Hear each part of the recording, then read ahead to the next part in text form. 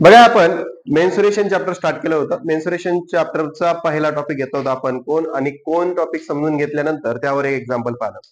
त्यानंतर दुसरा जो टॉपिक आहे तो आहे स्पेअर.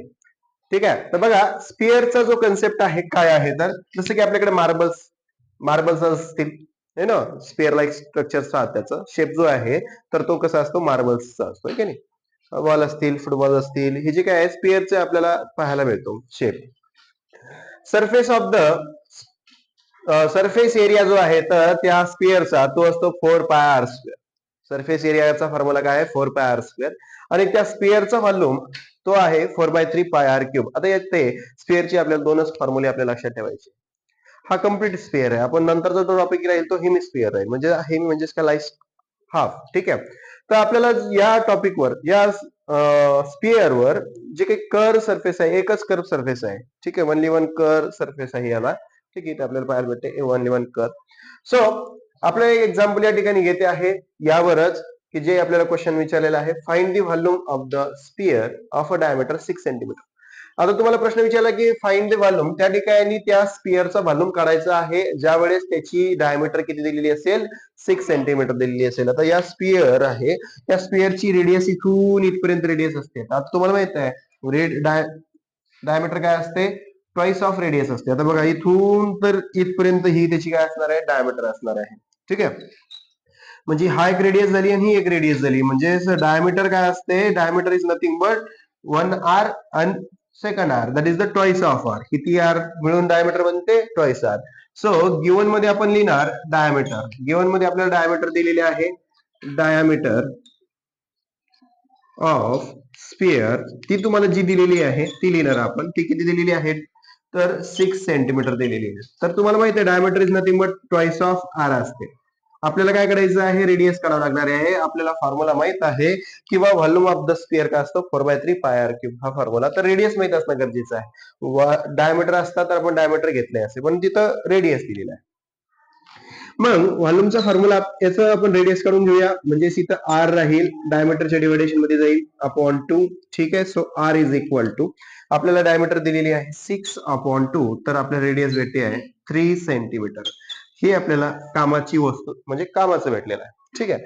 मग समोर गेल्यानंतर आपल्याकडे आहे formula volume of a sphere. Volume of sphere, स्पिअरचा व्हॉल्यूमचा फॉर्म्युला आपल्याला माहित आहे, तो लिहायचा आहे 4/3πr³.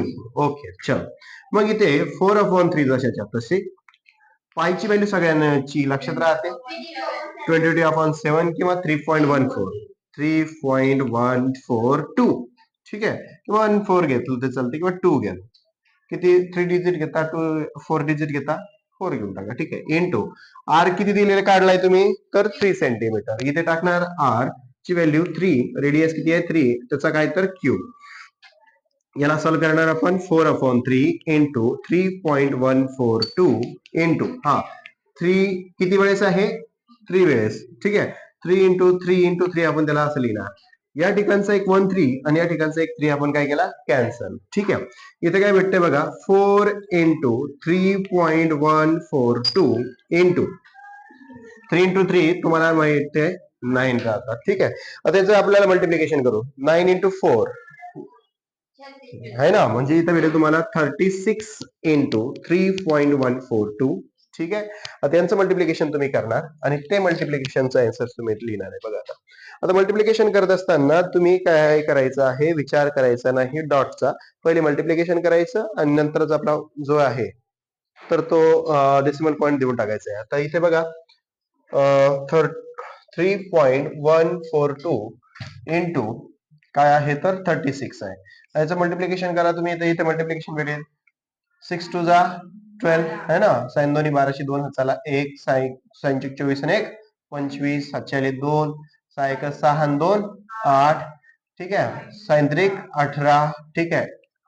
पुढे 3 2 6, 3 4 12, 12 2 चला 1 3 1 3 आणि 1 4, 3 3 9. ठीक आहे.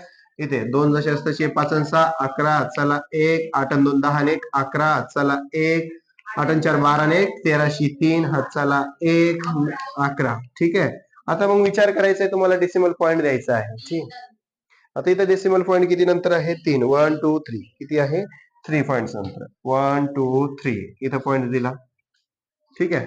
मग तुमचा आन्सर जे येत आहे तर ते येत आहे 11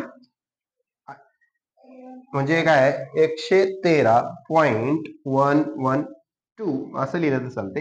आणि याचं युनिट आहे सेंटीमीटर क्यूब. काय राहील सेंटीमीटर क्यूब. व्हॉल्यूम आहे ना, लांबी गुणिला रुंदी गुणिला हाईट, म्हणजेच काय व्हॉल्यूमचं युनिट काय असते क्यूबिक क्यूब मध्ये असते ना, तर मग इथं सेंटीमीटर युनिट असल्या कारण त्याचं काय राहील क्यूब राहील.